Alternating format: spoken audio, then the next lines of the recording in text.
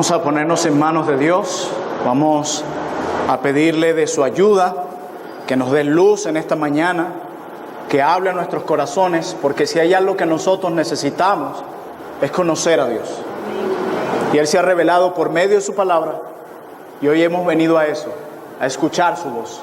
Vamos a orar, vamos todos a inclinar nuestros rostros y a pedirle a Dios que nos hable en esta mañana. Padre, que tu nombre sea bendito por siempre y para siempre. Que tu nombre sea glorificado en medio de la congregación de los santos por siempre.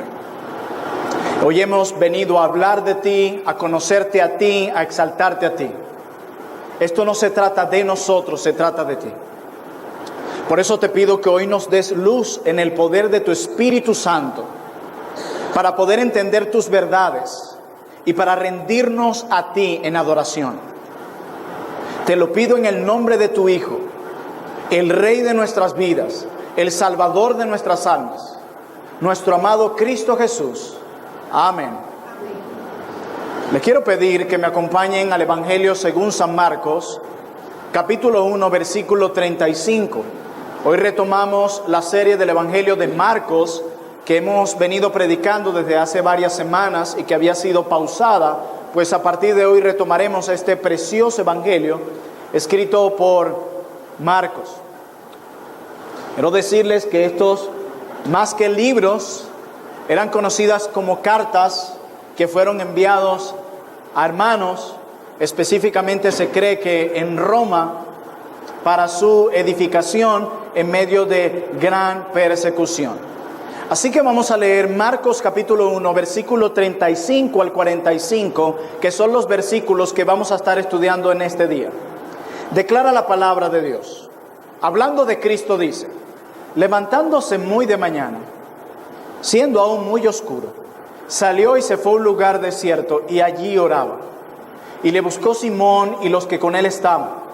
Y hallándole le dijeron: todos te buscan. Él les dijo: vamos a los lugares vecinos para que predique también allí, porque para esto he venido. Y predicaba en las sinagogas de ellos en toda Galilea y echaba fuera a los demonios. Vino a él un leproso rogándole. En cada la rodilla le dijo: si quieres puedes limpiarme.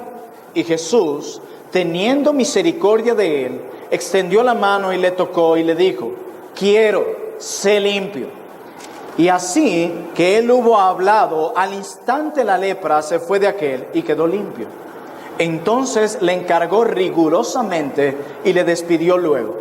Y le dijo: mira, no digas a nadie nada, sino ve, muéstrate al sacerdote y ofrece por tu purificación lo que Moisés mandó, para testimonio a ellos. Pero oído él, comenzó a publicarlo mucho y a divulgar el hecho, de manera que ya Jesús no podía entrar abiertamente en la ciudad, sino que se quedaba fuera en los lugares desiertos, y venían a él de todas partes. Amén.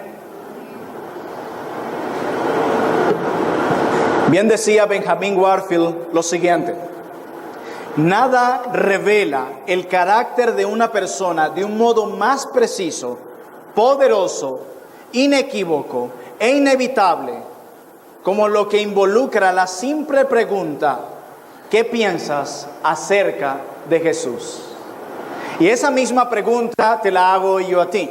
¿Qué piensas acerca de Jesús?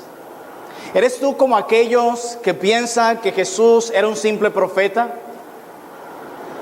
¿Eres tú quien piensa que Jesús era solamente un maestro del cual valía la pena escuchar cada una de sus instrucciones morales, como las que nos deja en el Evangelio según Mateo, específicamente el Sermón del Monte?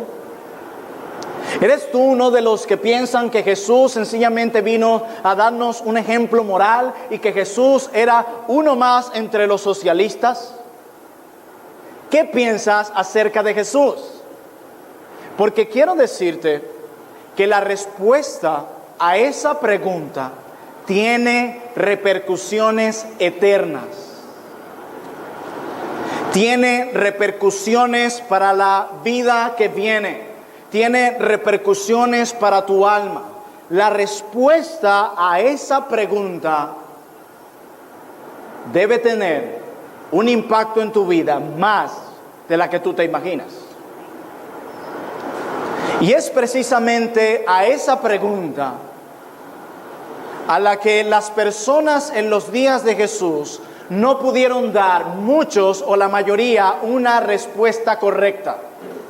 Y por supuesto, eso tuvo repercusiones eternas. Aquí estoy yo. Por lo tanto, la respuesta que tú des a esa pregunta es muy importante.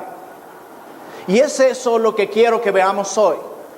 ¿Cuál es la respuesta que vemos en las personas ante los hechos poderosos y claros que Jesús dio en esta tierra? Y quiero que veamos cuáles son las implicaciones de conocer los hechos históricos acerca de Jesús. Y quiero que estudiemos nuestro texto bajo dos encabezados. Lo que yo he llamado las 2P. En primer lugar, quiero que veamos la prioridad del Mesías o la prioridad del ministerio del Mesías. Y en segundo lugar, yo quiero que veamos el poder autenticador del Mesías. Noten esa palabra que agregué a poder, autenticador. Entonces veremos la prioridad del ministerio del Mesías y el poder autenticador del Mesías. Y sin más preámbulos, vamos a estudiar nuestro texto. Marcos capítulo 1, verso 35, donde vamos a ver la prioridad del ministerio del Mesías. Levantándose muy de mañana, siendo aún muy oscuro, salió y se fue a un lugar desierto y allí oraba. Cristo había tenido días muy agitados. Nosotros tenemos a Cristo siendo bautizado en el río Jordán, llamando a los discípulos, siendo tentado en el desierto por casi 40 días. Luego sale de allí predicando el evangelio del reino, llamando a los hombres al arrepentimiento y a la fe. Luego lo vemos predicando en la sinagoga de los judíos como aquel que tiene autoridad. Lo vemos liberando a un endemoniado. Luego lo vemos en la casa de Simón en Capernaum, sanando a la suegra de Pedro. Luego, cuando termina el día de reposo, en ese mismo día, una multitud trae a sus enfermos y endemoniados para que Cristo los sane. Un trabajo duro. El predicar agota. El lidiar con los asuntos espirituales agota. Y Cristo está cansado, Él se fue a dormir. Porque Él no solamente era 100% Dios, sino que Cristo era 100% hombre. Y Marcos nos dice que Cristo se levanta bien temprano y se va a orar. Y quiero destacar que no es la primera vez que Cristo se va a los lugares desiertos a orar. Cristo ora mientras es bautizado. Cristo ora antes de llamar a los 12. Cristo ora en la transfiguración. Cristo ora cuando resucita a Lázaro. Cristo ora en el Getsemaní. Cristo ora aún en la cruz. Cristo ora, Cristo ora, Cristo ora. Y déjenme decirle que Cristo tenía una agenda muy, pero muy ocupada.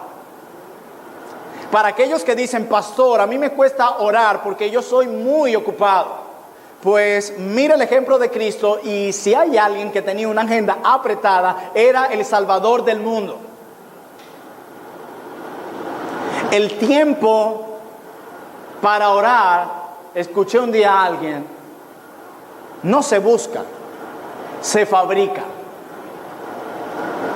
Y si Cristo tenía una agenda apretada, y a pesar de su agenda apretada, oraba al Padre, tú y yo no tenemos ninguna excusa, porque créeme, tu agenda nunca va a ser tan grande como la de Cristo.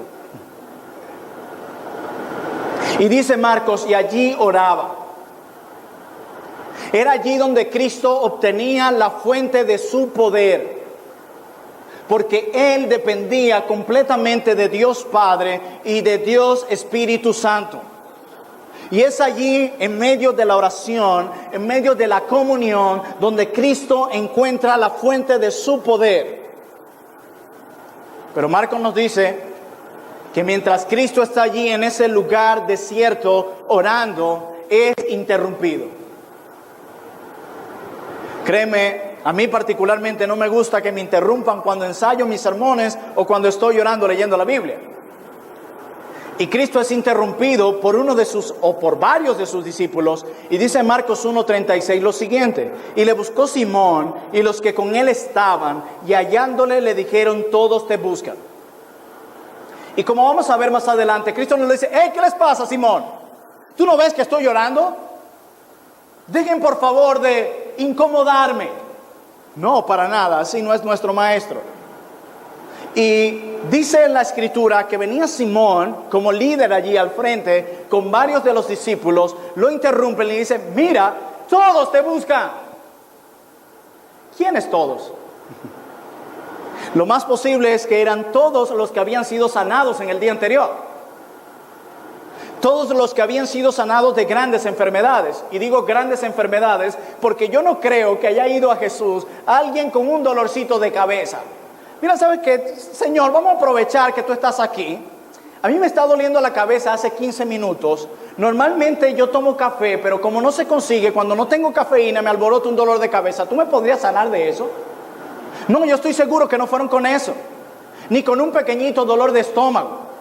A veces nosotros nos alarmamos, nos duele el estómago y lo que se puede solucionar es con un simple té de manzanilla y estamos casi que clamando y reventando nuestras rodillas. Hay que entender qué cosas son prioridad en medio del reino de Dios. Y yo estoy seguro que esta gente que fue a Cristo fue con grandes enfermedades. Cristo los sana y vuelven. Y déjenme decirle que esto es muy normal. Cuando alguien ve que tú haces algo por ellos, vuelve y viene otra vez, vuelve y viene otra vez, vuelve y viene otra vez. Con aquellas personas que nos hacen favores, hasta decimos, ¿quién es tu mejor amigo? Fulano de tal. Nosotros vivimos en una sociedad consumista, donde solo importa el yo y lo que tú me puedas dar. Si tú me das algo, contigo me quedo. Si la iglesia donde voy me da algo, allí me quedo. Si no me da nada, me voy. Esa es la sociedad consumista y materialista en la que nos ha tocado vivir. Y lamentablemente esas ideas consumistas han impactado las filas de la iglesia evangélica. Y tenemos que desentrañar eso de nuestras mentes. Y la gente va y le dice, queremos más. Quizás traían a otros enfermos, quizás venían a ser sanados por otras cosas, etcétera, no lo sabemos. El punto es que están aquí otra vez, por lo que Cristo les podía dar, porque habían encontrado un beneficio en Cristo. Y eso mismo pasó en otra ocasión con la alimentación de los 5,000. Cristo está predicándoles un mensaje a alrededor de 5,000 personas y los alimenta y vienen al día siguiente. ¿Saben por qué? Por otro sermón. Señor, venimos aquí para que nos prediques otra vez. Nos ha encantado tu predicación. No, venían por desayuno gratis, por más comida. Y estas personas vienen a Cristo a pedir estas cosas porque ellos pensaban que eso era lo más importante para ellos. Ellos pensaban que lo más importante para ellos era tener una buena salud. Por eso vienen a seguir siendo sanados. Los de la alimentación de los 5,000, ellos pensaban que su mayor necesidad era comida. Por eso volvieron a venir a Cristo. Pero nunca vinieron pidiendo predicación. Ellos lo hicieron porque para ellos consideraban que eso era lo más importante. Y déjame decirte, hermano, tú dirás, oye, qué fuerte esa gente. Todo por lo material, todo por la salud, todo por la comida. ¡Qué horrible! Examinen ustedes las cosas que más le apasionan, incluso las cosas por las que oran, y se darán cuenta que son igual o peor que esa generación.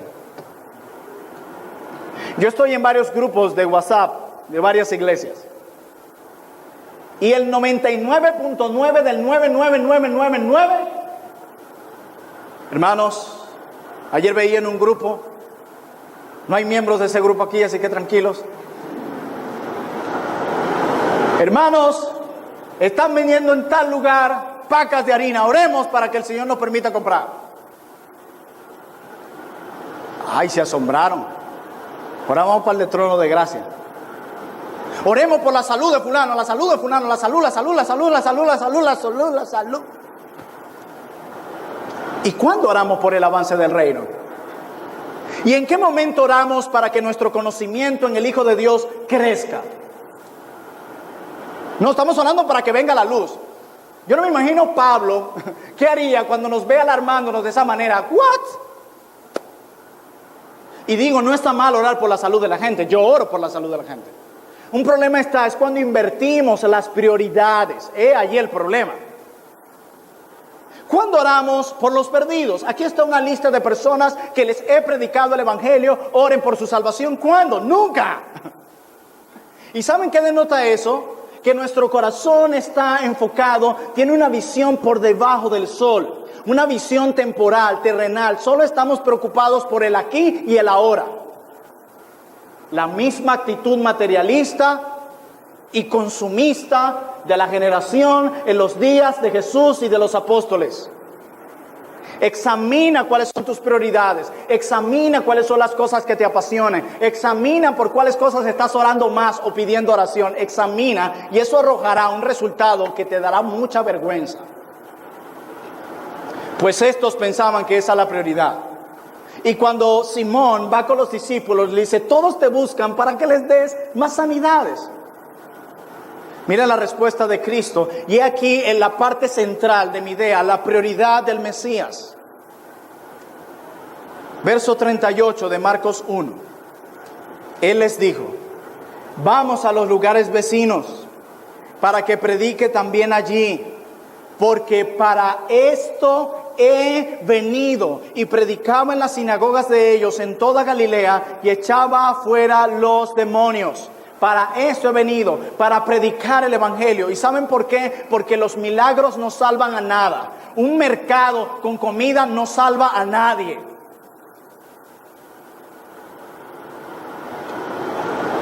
Pero el mensaje del evangelio tiene el poder de trasladar a los hombres de las tinieblas a la luz.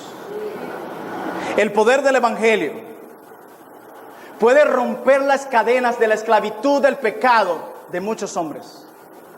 El poder del evangelio santifica a la iglesia de Cristo, a su esposa, la cual Él se ha propuesto presentársela un día sin mancha y sin arruga delante de Él. Eso es algo que solo la predicación puede hacer.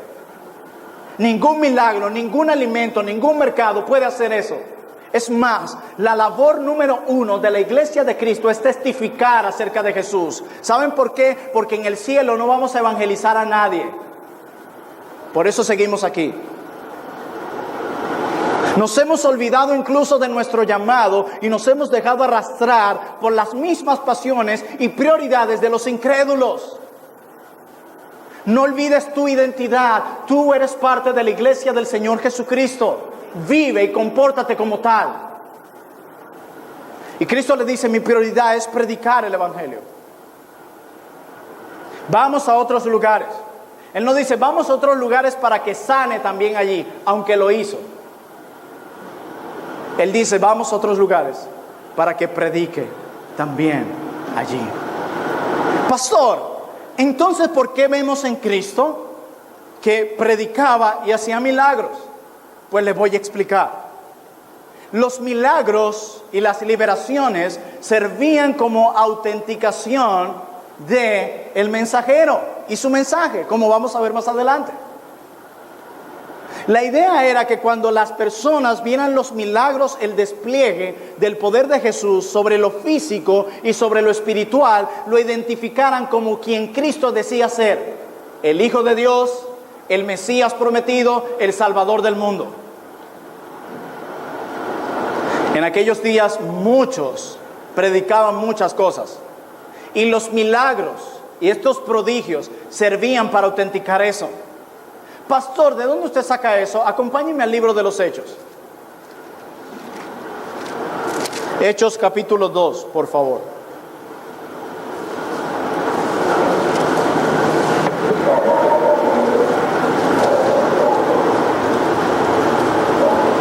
Hechos capítulo 2 y luego regresamos a Marcos 1. Hechos 2:22 dice: varones israelitas, está el apóstol Pedro predicando el evangelio, oíd estas palabras. Jesús Nazareno, varón que aprobado por Dios entre vosotros, ¿con qué? Con las maravillas, prodigios y señales que Dios hizo entre nosotros por medio de él, como vosotros mismos sabéis. Comprobado por milagros y prodigios. ¿Qué fue comprobado? Que él venía de parte de Dios, que Cristo era el Mesías prometido. La idea era que cuando ellos vieran todos estos actos, se preguntaran: ¿quién es este? ¿Quién es este? Y dieran testimonio de que él era el Mesías, el Salvador prometido, el Hijo de Dios. Miren, cuando tú empiezas Marcos, tú tienes a Juan el Bautista dando testimonio de quién es Cristo.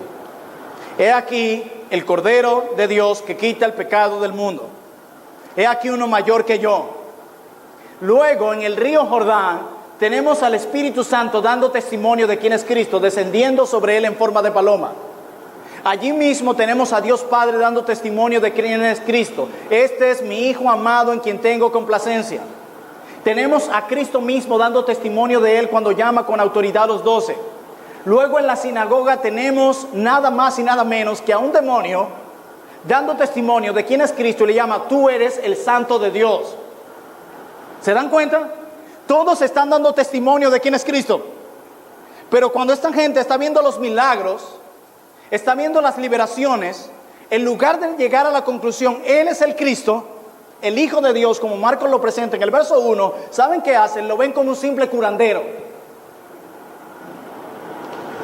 Lo ven simplemente como alguien que puede saciar mis necesidades materiales. Y ya. Ellos rechazaban el mensaje. Ellos querían los privilegios. Y luego este poder de hacer milagros y prodigios, Cristo lo delegó únicamente a los apóstoles y a los 70, con el mismo propósito, para que el mensaje fuese autenticado y el mensajero. Y a medida que el Nuevo Testamento se fue escribiendo, ya no se hacían necesarios los milagros y prodigios para autenticar el mensaje o el mensajero. Ahora solo bastaba comparar las enseñanzas de dicho maestro con lo que la Biblia enseñaba. Y ya. De hecho, conforme ustedes leen la Biblia, los milagros, prodigios y liberaciones van cesando. Vemos a Cristo que Epafrodito casi muere en sus brazos. A Pablo, que Epafrodito casi muere en sus brazos. A Timoteo, que tenía muchas enfermedades y problemas estomacales, Pablo ni siquiera lo menciona orando. Dice: mira, ¿sabes qué? ¿Tiene problema en el estómago? Tómate algo para eso y ya. Sencillo. Nosotros vemos cómo eso va cesando porque tenía su propósito: autenticar al mensaje y al mensajero, de tal manera que al ver los milagros dijera: él viene de parte de Dios, él es el Mesías prometido, él es el Salvador del mundo. Dios puede sanar a quien quiere y cuando quiera, amén. Pero eso del don de sanidad, eso no existe. Y si Dios, supongamos, decide hoy otorgarle a un hombre el don de sanidad, créeme que no se lo va a dar a alguien de falsa doctrina. Porque si los milagros y los prodigios servían para autenticar el mensaje, no se lo va a dar a alguien que proclame herejías, como un Cash Luna, como un Benny Hinn y como todos esos lobos rapaces que predican en el canal Enlace, que por cierto no lo vean. No se los va a dar a ellos. Se los va a dar, si lo llega a dar, a alguien que predique la sana doctrina, no falsa doctrina. ¿Por qué? Porque Dios nunca va a autenticar herejías. Amén. Y es eso lo que pasa acá. Y luego llegamos a nuestro primer punto. Hemos visto cuál era la prioridad del Mesías. ¿Qué fue lo que Cristo vino a hacer? Cristo no solo vino a traer el mensaje, Él mismo es el mensaje. Cristo no solo vino a traer las buenas nuevas de salvación, que es el Evangelio. Él es la buena noticia. Los hombres estaban perdidos, destituidos de la gloria de Dios, esclavos a sus pecados, sin esperanza, dispuestos a percibir y a recibir la ira de Dios, y aparece el Salvador, en el desierto predicando: he aquí la buena noticia, he allí el Salvador, quien vino a librarnos de la ira de Dios, a reconciliarnos con Él y a perdonar nuestros pecados. Él es la buena noticia. Cristo es la buena noticia. Y la iglesia de Cristo debe entender que su prioridad es predicar las buenas nuevas. El Evangelio es un tesoro que ha sido dada a la iglesia para que ustedes la den a conocer a los incrédulos. Y esto lo entendieron los apóstoles. En Hechos 6 estaban siendo descuidadas las viudas de los griegos. ¿Y saben qué hacen los apóstoles? Bueno, vamos a abandonar el púlpito y a servir, se dijo. No. Levantemos hombres de medio nuestro que se encarguen de eso, para que nosotros no encarguemos del ministerio de la oración y de la palabra. Yo he venido, dice Cristo, a predicar, y los apóstoles dicen, a la palabra. Iglesia Bautista Trono de Gracia. Es por esa razón que ustedes deben promover el tiempo y el espacio para que sus pastores se puedan dedicar a estudiar la palabra, a preparar sermones para predicarla, y no ser de obstáculos para ellos. Porque ese es el ministerio más importante que tiene la iglesia. Y este ministerio debe ser exaltado por ustedes, porque es el ministerio que Dios usa para llamar a los hombres por medio de la locura de la predicación. Porque es por medio de la palabra que Dios nos santifica para que seamos como Él. Por eso es un ministerio solemne y grandioso el de predicar la palabra. Ahora veamos el poder autenticador del Mesías. Hemos visto su prioridad. Él vino a traer el mensaje, Él mismo era el mensaje, y a tratar con el verdadero problema de los hombres. ¿Saben cuál es? Su nevera vacía, su colesterol alto, el cáncer. No, aunque Él puede sanar. Su problema más grande es el del corazón. Es por eso que alguien dijo: si el problema más grande de la humanidad fuera de salud, Dios habría enviado un médico.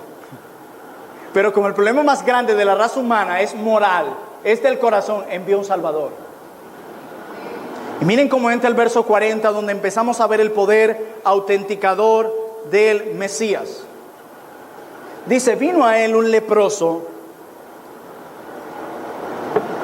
rogándole, en cada la rodilla le dijo: si quieres puedes limpiarme. Stop allí. ¿Qué tiene que ver esto, pastor, con lo anterior? Pues mucho, porque Marcos en el verso 39 del capítulo 1 resume semanas y meses del ministerio de Jesús. Dice que fue por todas las regiones de Galilea, predicando, liberando endemoniados, y podemos añadir ahí sanando, porque siempre hacía las dos cosas Jesús.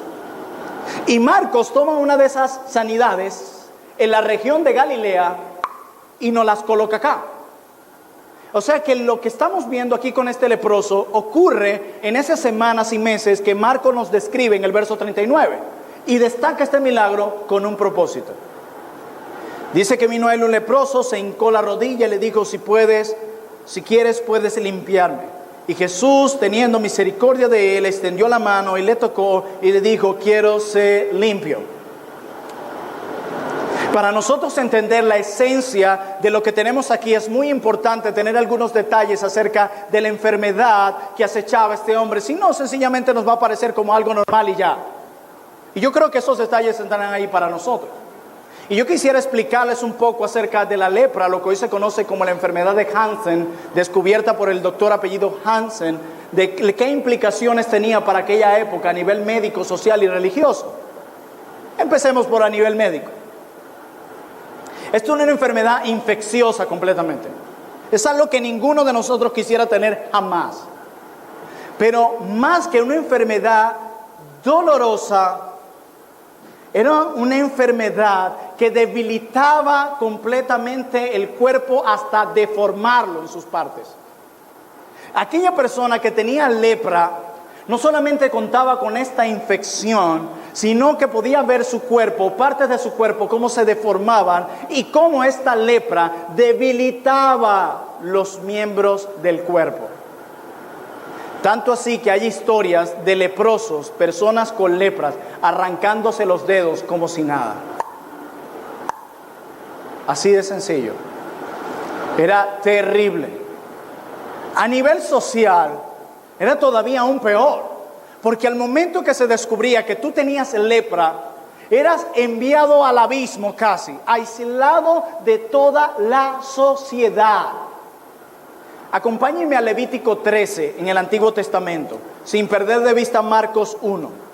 Levítico 13. En Levítico 13 y 14, ustedes van a encontrar los detalles sobre la lepra y los sacrificios religiosos que se debían ofrecer por ella.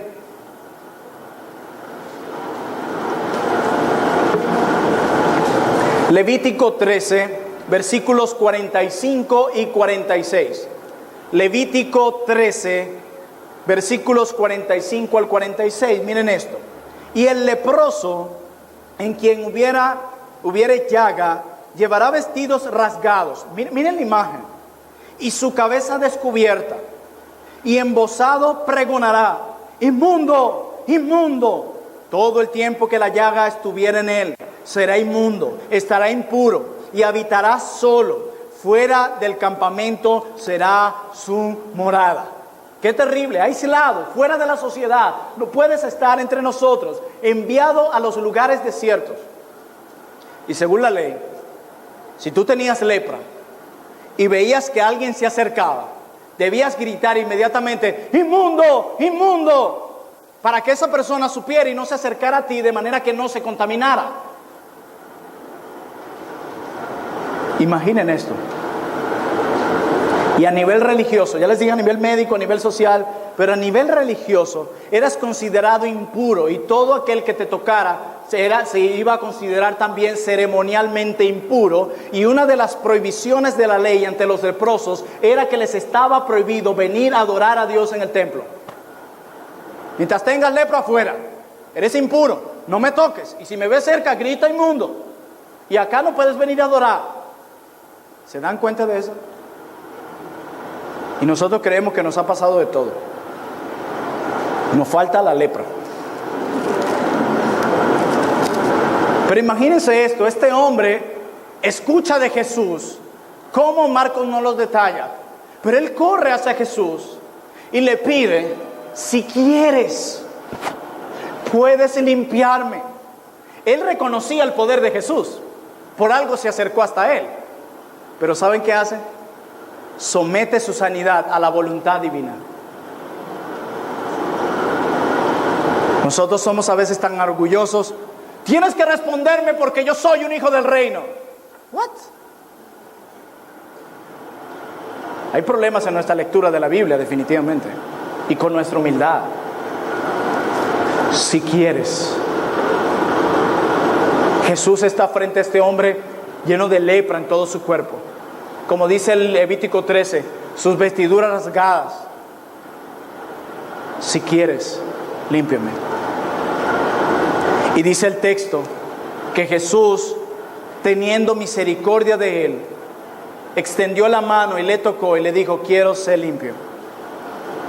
Fue movido a misericordia, quizás por la condición espiritual de este hombre, pero fue movido a misericordia y extendió la mano y le tocó. Y saben que esto es importantísimo, porque Jesús, cuando sanaba a las multitudes, no era al estilo Benny Hinn: pónganse 20 en fila, se quita la chaqueta y ¡fruf! No. Jesús tenía contacto con aquellos que él sanaba, porque nuestro Salvador es un Salvador compasivo.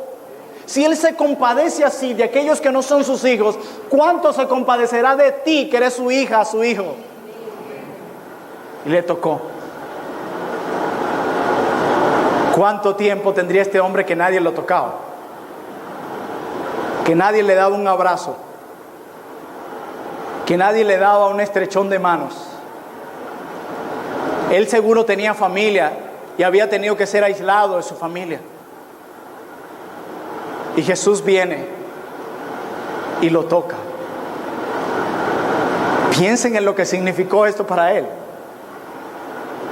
Y dice el texto, en el verso 42, dijo Cristo en el final del 41: quiero ser limpio. Y así que él hubo hablado, al instante, esta es una palabra que le encanta a Marcos, Al instante la lepra se fue de aquel y quedó limpio, sin rehabilitación, sin medicamentos, sin tratamiento. Al instante quedó limpio. Esto es maravilloso. Vean el despliegue del poder de Jesús, quien tiene autoridad sobre las enfermedades. Y en el verso 43, y nos acercamos al clímax de nuestra historia. Dice, entonces le encargó rigurosamente y le despidió luego. Es interesante que esta palabra rigurosamente en el original habla como de airadamente. ¿Por qué Jesús hizo esto de esta manera? Sigue diciendo la advertencia en el 44 y le dijo, mira, no digas a nadie nada, sino ve, muéstrate al sacerdote y ofrece por tu purificación lo que Moisés mandó para testimonio a ellos. Mandamiento negativo, no digas nada a nadie. Mandamiento positivo, cumple la ley. Cumple la ley. Haz lo que establece el rito de Moisés y ve ante el sacerdote. El rito de Moisés determinaba que se debían ofrecer algunos animales y la sangre de uno de esos animales debía ser derramada sobre aquel hombre, y el sacerdote lo que hacía era declarar limpio al leproso. Y ustedes van a saber, ahora que terminemos, cuando veamos el nuevo escenario, ¿por qué razón fue que Cristo fue tan fuerte cuando le digo, no digas a nadie? Algunos piensan que se debía a que muchos no entenderían completamente el ministerio mesiánico de Cristo hasta ese momento. Y algunos otros piensan que esto sería dificultad o iba a ser un estorbo, un obstáculo para que Cristo pudiera continuar haciendo lo que vino a hacer. Según el punto anterior, la prioridad del Mesías, que era predicar. ¿Por qué? Porque las multitudes lo iban a buscar no por su mensaje, sino por lo que le podía dar, y eso iba a ser de obstáculo para ese momento. Por eso se lo prohíbe, porque Cristo entendía cuál era su misión. Y aquí está la clave de por qué este evento está aquí. Para testimonio a ellos. ¿Quién ellos? Los sacerdotes. ¿Saben por qué? Porque al este leproso presentarse ante los sacerdotes y el sacerdote debía declararlo limpio, los sacerdotes sabían que el único que podía sanar de esa manera, ¿saben quién era? Dios. Por lo tanto, al sacerdote ver a este hombre con la piel como un bebé y declararlo limpio, debía reconocer también quién fue el que lo hizo. Y eso representaba reconocer a Cristo como el Hijo de Dios. Eso implicaba reconocer a Cristo como alguien que venía de parte de Dios. Eso implicaba reconocer a Cristo como el Mesías prometido por los antiguos profetas, quien vino a sanar a los quebrantados de corazón y a los afligidos y a libertarnos del pecado. Ese era el propósito. Por eso lo he llamado a este punto el poder autenticador del Mesías. Autenticaba quién era Él. Pero ¿saben qué? ¿Qué hizo el leproso? Ay. Miren el final del texto. Si Él testificaba quién era Cristo, eso demandaba una respuesta. Pero dice el 45, pero oído Él, comenzó a publicarlo mucho y a divulgar el hecho, de manera que ya Jesús no podía entrar abiertamente en la ciudad. ¿Ven la razón por qué fue tan riguroso Cristo? Sino que se quedaba fuera en los lugares desiertos y venían a Él de todas partes. ¡Wow! Y usted dirá, pastor, pero yo le voy a ser sincero. A mí me envían al desierto por mucho tiempo, aislado de todo el mundo, y de repente alguien me toca y desaparece toda mi lepra. Yo lo primero que quiero ir es contar todo eso. Está bien, pero ¿sabe qué? Bien decía un siervo de Dios, tú estás llamada a obedecer a Dios en lo que Él te pida, aunque al principio no te parezca lógico. Deja el resto al Señor, encárgate tú de obedecerlo. Pero esto no tiene sentido. Yo estoy seguro que para este hombre tampoco. Ni tampoco tenía sentido en que Cristo le dijera a sus apóstoles que Él venía a ser el rey, sí, pero no con un ejército humano, sino que Él venía a lograr su victoria como rey por medio de su muerte y su resurrección. Eso no parece lógico. Y para la audiencia a la que escribe Marcos, Romanos, que se estima que este evangelio se escribió en el 68, 69 después de Cristo. Pastor, ¿y qué tiene que ver esa fecha? Pues precisamente en esa fecha continuaba gobernando Nerón, quien persiguió a los cristianos. Quiere decir que esta audiencia estaba siendo tal vez perseguida. Y estaban pensando que eran los únicos que estaban sufriendo por causa de Cristo. Y Marcos les deja todos estos detalles al mostrarles al rey mesiánico lleno de poder y autoridad, pero que también es o era un siervo sufriente. Por lo tanto, la audiencia de Marcos debía percibir que lo que ustedes están pasando, Cristo ya lo pasó. Pero nos están rechazando. A Cristo lo rechazaron desde afuera, su familia, y aún desde adentro, uno de sus discípulos. Y divulgaron todo este leproso, aun cuando se le dijo que se callara. Y no sé si notaron el intercambio aquí. El leproso vivía en los lugares desiertos, aislados de la sociedad, y ahora es incluido a la sociedad de nuevo.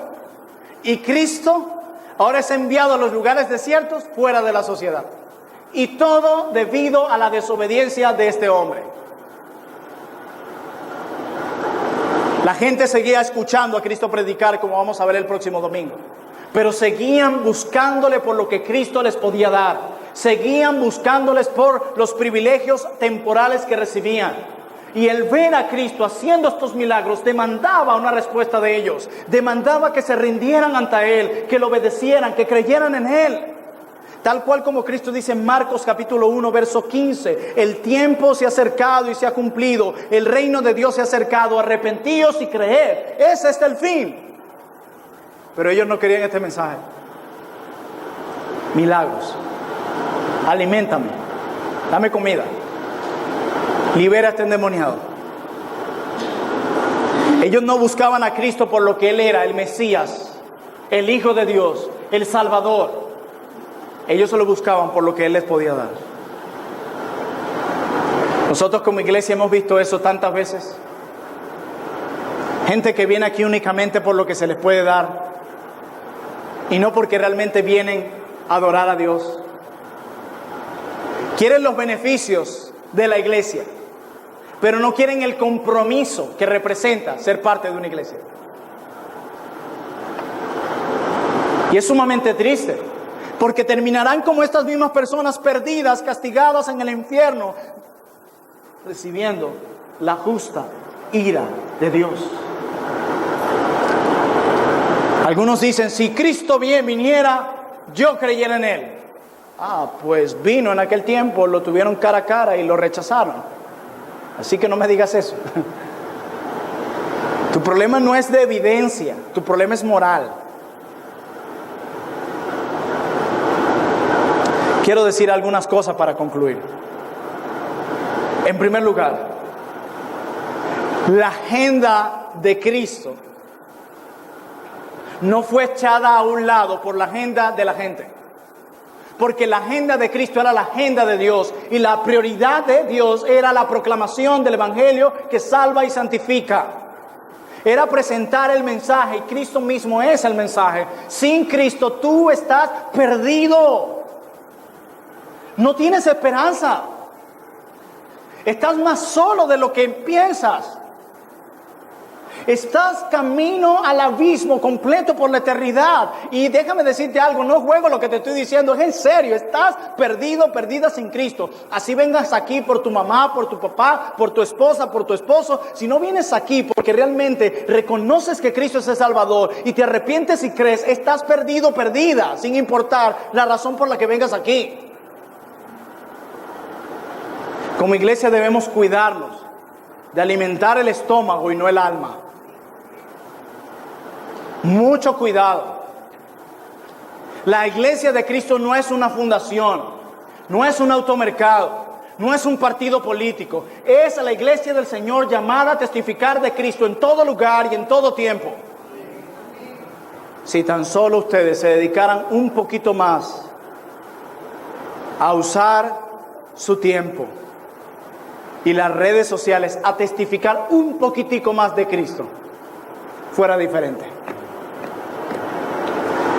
Nosotros nos hemos reunido a adorar, pero ahorita somos esparcidos para testificar de Él. En un momento, un hombre le pide a los apóstoles, específicamente a Pedro, que le sane, que le dé dinero, perdón. Y él le dice, ¿sabes qué? No tengo plata ni oro. Y nosotros como iglesia debemos reconocer nuestras limitaciones. Muchas veces no vamos a poder ayudar. Tenemos que reconocerlo, por más que querramos. No vamos a poder. Pero él dice, pero de lo que tengo te doy. A ti se te ha dado, iglesia, el tesoro del evangelio, pues tienes mucho para dar. Mucho. Y ahí debes estar enfocado. Y orar por tus pastores para que prediquen y proveerle el espacio para que lo hagan. Ese es el mensaje que transforma el corazón de los hombres.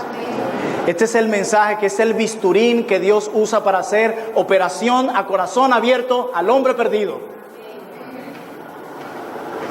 Por último, los hechos de Jesús demandaban una respuesta de desobediencia. ¿Saben cuál era? Que se postraran ante Él, que lo reconocieran como el Mesías, que creyeran en Él como el Salvador y le obedecieran.